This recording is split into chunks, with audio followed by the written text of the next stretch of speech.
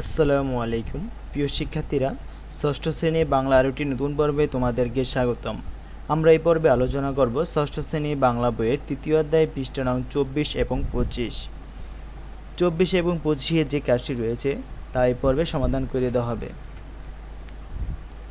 24 পৃষ্ঠার কাজটি হচ্ছে পাঠ থেকে সর্বনাম খুঁজি।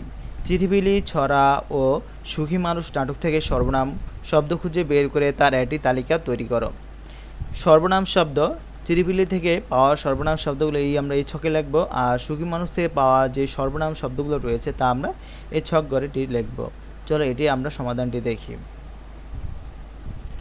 তার উত্তরটি হচ্ছে চিঠিবিলি থেকে পাওয়া সর্বনাম শব্দটি হচ্ছে সে, তার, আর সুখী মানুষ থেকে পাওয়া সর্বনাম শব্দটি হচ্ছে তোমার, আমাদের, যে, ওই, এর, তার, আপনি, আমি, তাই, আমার, আমাকে, তুমি, অন্যের, এটি, এ, যাকে, সেই, আমরা, কারো, আমারও, কে, তোমরা, যা, তোমাকে।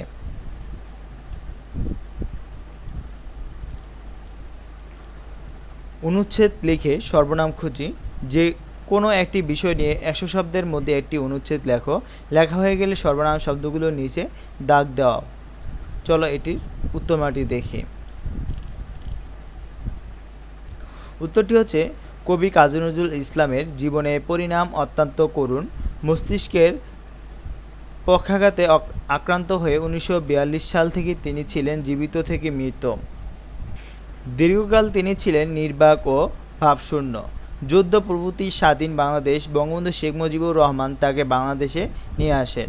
তাকে জাতীয় কবি মর্যাদা প্রদান করেন। 1977 সালে কবি জীবন প্রদীপ নির্বাপিত হলে এবং তার সমাধি রচিত হয় ঢাকা বিশ্ববিদ্যালয়ের মসজিদ প্রাঙ্গণে। কিছুদিন আগে তার 124তম জন্মবার্ষিকী বেশ জাঁকজমকের সাথে পালিত হয়েছে। এই দিন নজরুল একাডেমি থেকে বিশেষ ক্রোধপত্র বের হয়েছে। বর্তমান সময়ে এসেও কাজী নজরুল ইসলামের রচিত গান ও কবিতা আমাদের মনে একই রূপ আলোড়ন সৃষ্টি করে। তার সৃষ্টিকর্মে আবেদন আজও সমানভাবে বিদ্যমান।